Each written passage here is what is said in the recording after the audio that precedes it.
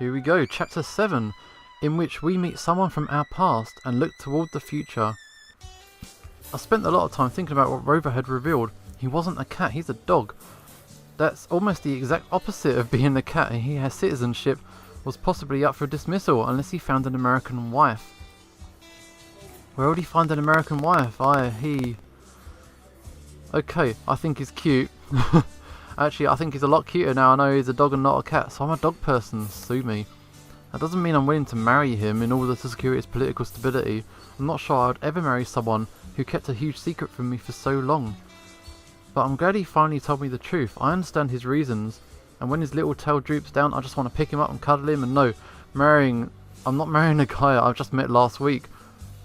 See, you're complaining that you kept a secret for so long, and you've only met him for a week. You can't have both.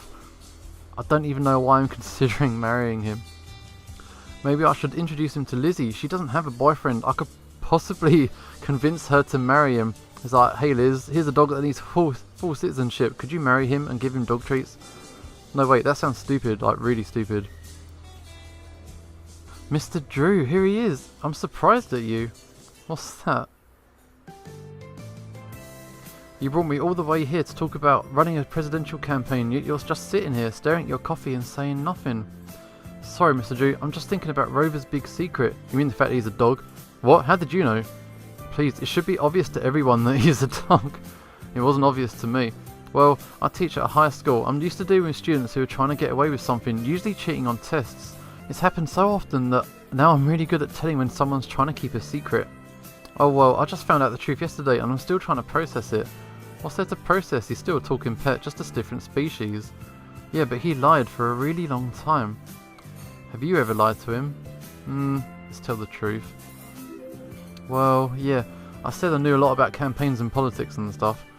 We both know that's not true. You failed my government and politics class with the lowest test scores I've seen in a decade. Abigail, you're stupid. Rover and I are both phonies. Maybe I should marry him.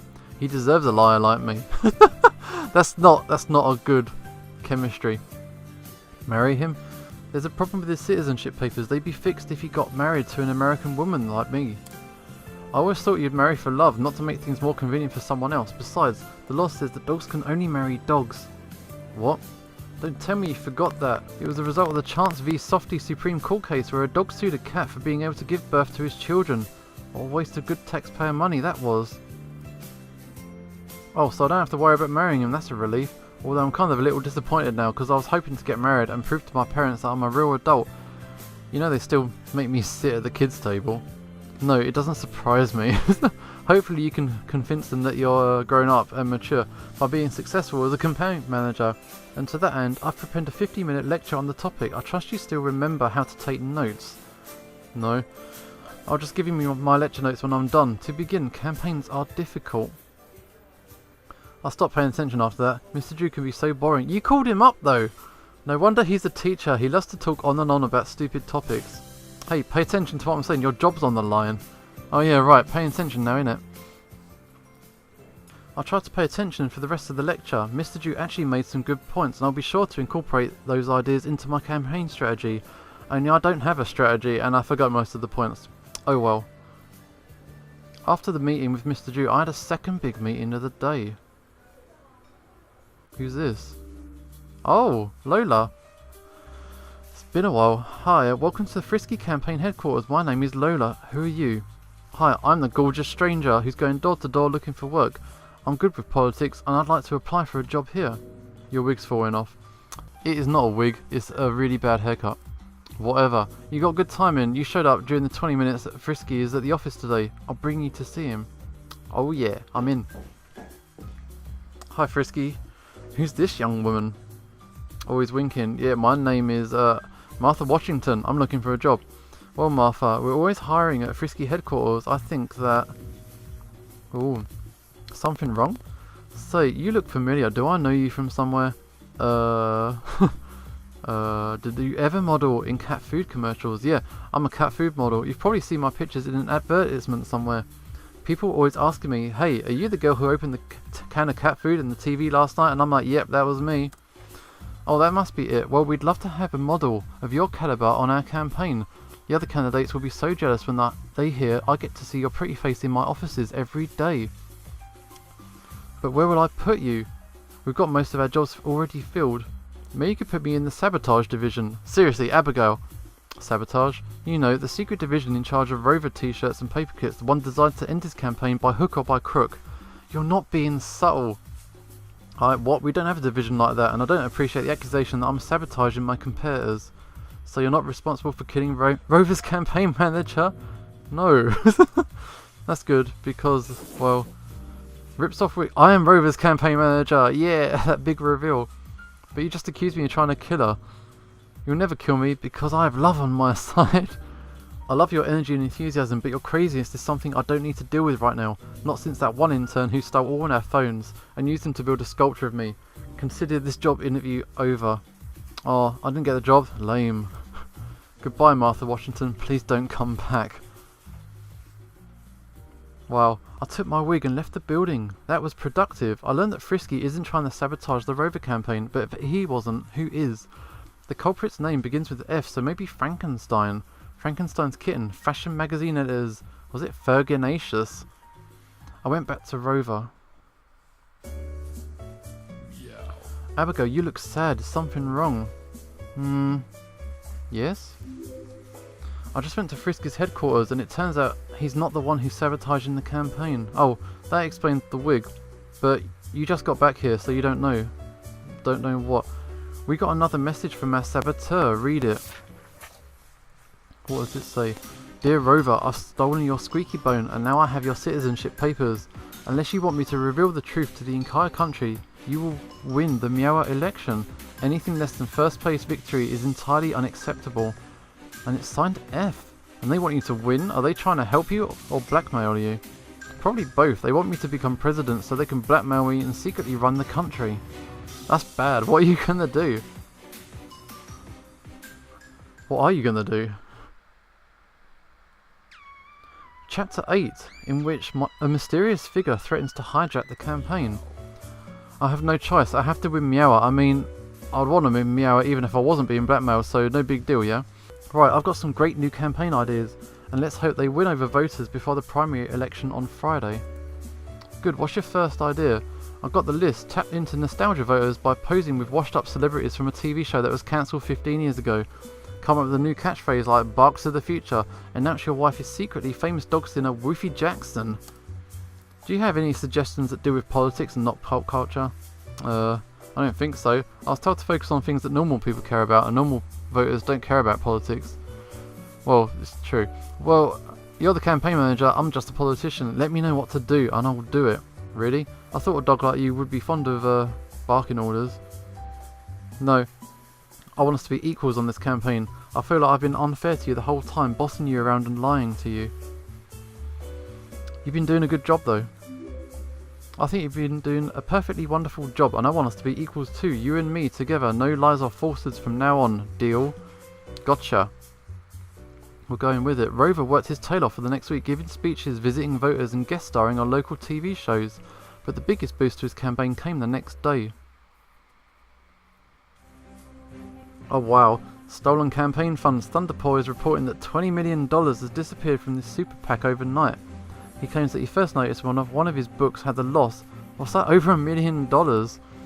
This is bad news, as Thunderpaw's budget only left room for $25 million in video ads, leading up to Meow primary. With most of the budget gone, he's been forced to drastically scale back his campaign, leaving a potential opening for other candidates. Talking to the press, Thunderpaw swore revenge on whoever was sabotaging his campaign. He accused Frisky of being the culprit and is planning to go all out against Frisky in the days to come. When asked for a comment, Frisky blamed Martha Washington. Then he went to ladies' night at the local billiards club. Don't blame me. We can now take you to Bob, Catster's with the sport. How strange. Stolen election funds. That's bad news for Thunderpaw and good news for us. Anyway, that reminds me, I have to go through the political donations we've received this week. I hope that nothing is missing. What? Rover for America, 21,234,567 and what's that say? I'm trying to read the handwriting. Oh yeah, this is a check for Yeah, over $21 million. Isn't that the same amount that was stolen from Thunderport? And here's a note attached. Here's some extra money so you can buy all that video ad space that Thunderport just lost. Consider it an early birthday present. I'm sure these ads will help your campaign. Just don't tell anyone where the money came from, or I'll tell everyone where Rover came from. F. I can't believe it. F robbed Thunderport, and now F wants us to spend the money on ads. It's like they want even more ammunition to blackmail us with. This is bad. Really bad. I can't comply with this. Or, P.S. If you're getting cold feet, Abigail, I can deal with you just as easy as I dealt with Rover's last manager. Would you rather be alive or dead? Your choice. Either way, your life belongs to me now. No, I'm being threatened directly. I had no choice. I bought the political ad spaces. Rover's ads were almost every TV channel, and it didn't take long for the people to notice. I'm furious with you. What? You're that dumpy new campaign manager Rover hired. What's the big idea? Buying all the ad space that I was preparing? What gives you the right to barge in on our territory? Not my fault you left the advertising space open. What's going on? Go on, Rover, back me up. You idiot. I'm here to get revenge on you for trying to steal my campaign. I'm not trying to steal your campaign. I'm going to crush you into little pieces and spit you out. Who told you this is where we set up campaign headquarters? I did, yeah. Thunderport's the greatest, and he's going to destroy you losers. I'll challenge you to a duel, Rover. I'm going to scratch your eyes out so badly you're going to need 3 blind mice to guide you everywhere. Yeah, he's barking. Oh yeah, get them instinctual reactions in there. He's got an attack dog, run! They're stupid.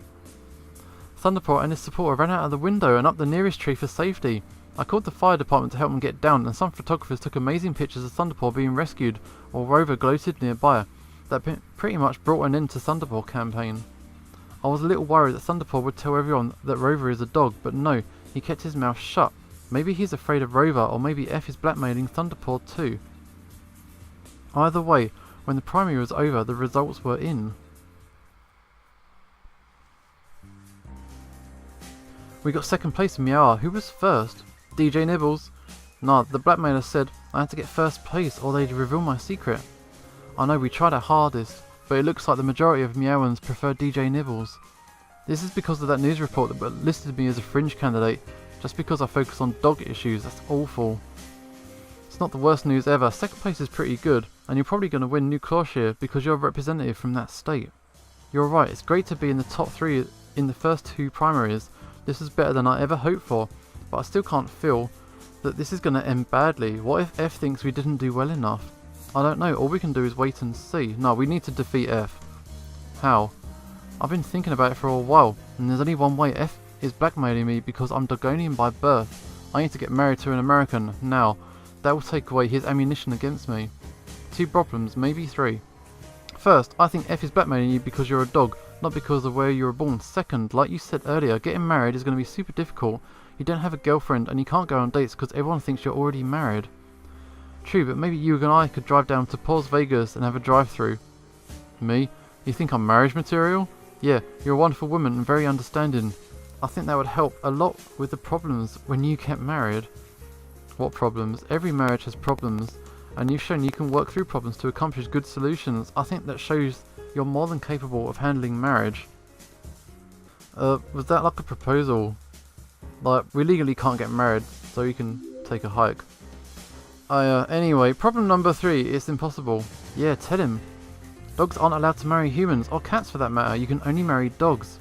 I plan to overturn that law if I'm elected president. Still, not a problem. Oh, you know a girl dog who's willing to marry you?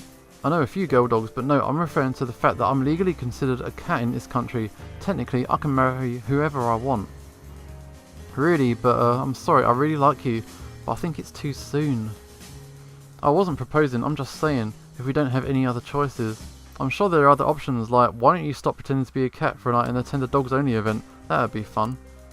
And get a picture of some dog stiffing my butt plastered all over the internet? No thank you. I think, oh, what's set him off? What's wrong? That smell, the evil person's smell is back. There he is. You remember me, that's cute. It's the person who gave me that t-shirt. The person who stole my citizenship papers, it's F. Nah, sadly, I'm a mere henchman, a servant who does F's bidding, and he bade me to come collect you two. Collectors? You're supposed to get first place in Miara, but you did not. Now you have to deal with the consequences. I don't like the sound of this. No, if you come with me, there's a limousine waiting outside. It will take us directly to F. It's high time you met with him face to face. Wow. This is some dark conspiracy shit.